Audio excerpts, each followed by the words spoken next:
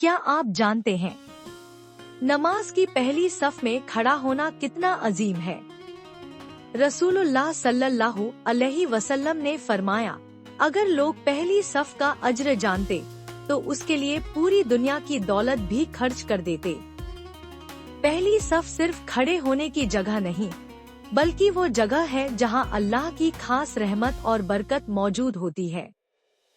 जो पहली सफ में खड़ा होता है उसके हर कदम का हिसाब आसान होता है।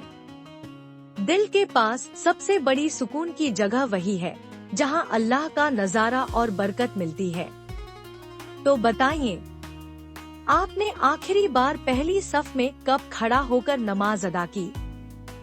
कमेंट में लिखिए और दूसरों को भी प्रेरित कीजिए।